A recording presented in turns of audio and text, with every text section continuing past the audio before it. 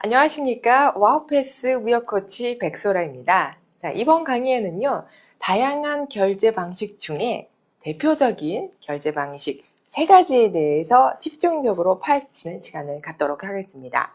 자, 이번 영상의 제목은 무엇인지 말씀드릴게요. 일단, 한눈으로 보는 결제 방식입니다. 얼마나 쉬운지 한눈으로 볼 수 있대요. 자, 기대해 주시기 바랍니다. 자, 첫 번째로 우리는 화면의 구조를 좀 살펴볼 필요가 있겠습니다. 여기 수출자, 그리고 수입자예요. 그리고 그 위에 있는 것은 은행입니다. 그리고 요것도 은행. 자, 그리고 이쪽 왼쪽 편은요, 다 수출국이에요. 수출국. 그리고 이쪽 오른쪽은 다 수입국입니다. 그렇다면 이 은행은 수출자가 거래하는 주거래은행, 그리고 이쪽 은행은 수입자의 주거래은행, 이렇게 될 것이다 라고 유추할 수 있죠. 자, 이제 시작합니다. 결제 방식 3가지 무엇이 있습니까? 물론 다른 결제 방식도 있지만 가장 유명한 그리고 가장 많이 쓰이는 방식이에요. 첫 번째 TT, 그리고 두 번째 추심, 세 번째 신용장, 이렇게 있죠. 이들의 가장 큰 특징을 제가 쉽게 말씀드리도록 하겠습니다. 첫 번째 TT 먼저 보겠습니다. TT라고 하는 것은 쉽게 말씀드리면 송금이에요. 돈을 쏴주는 것을 의미하죠. 이 무역에서 수입자가 수출자한테 물건을 살려면 돈을 쏴줘야 되겠죠.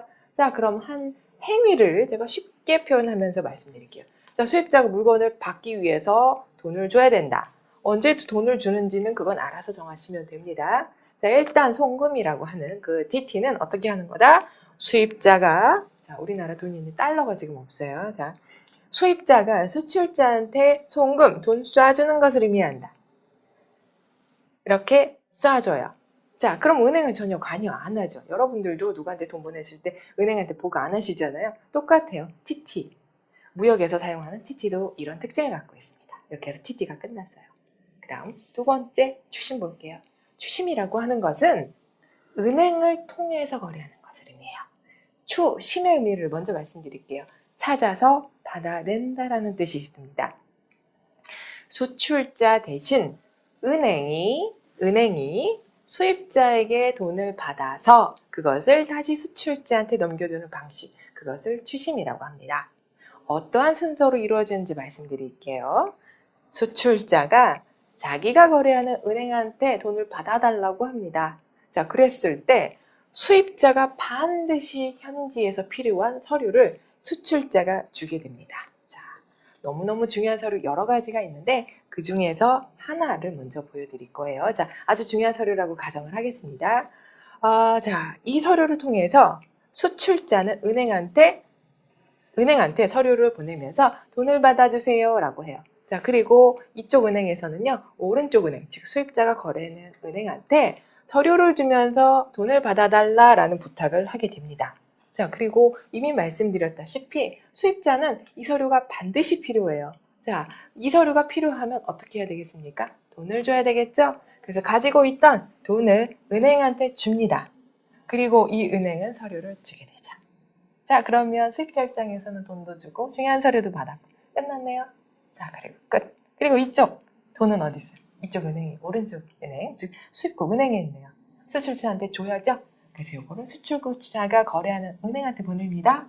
그리고 이 돈을 다시 이 수출국에 있는 은행은 수출자한테 건네주게 됩니다.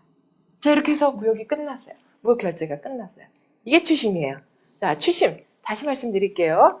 돈을 받아주세요. 오케이. 그리고 돈이 이렇게 다시 돌아갑니다.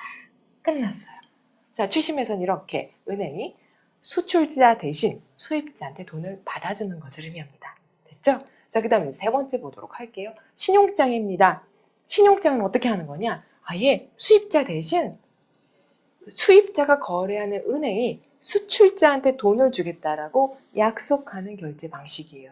이런 경우에는 아주 중요한 서류를 수출자가 준비하고 그리고 은행한테 서류를 전달합니다. 그리고 이 수출국에 있는 은행은 수입자 대신 돈을 주기로 약속했던 그 은행한테 서류를 보내게 돼요. 자, 이 중요한 서류를 은행이 받게 되면 대신 그거에 대해서 돈을 주기로 했어요. 그래서 이 돈을요, 이쪽 은행이 수출자의 은행을 거쳐서 수출자한테 돈을 전달을 하게 됩니다.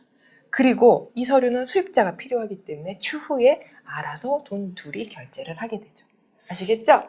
수출자 입장에서 보면 신용장은 이 돈을 수입자한테 받는 것이 아니고 은행을 통해서 직접 은행이 수출자한테 지급한다라는 특징이 있습니다.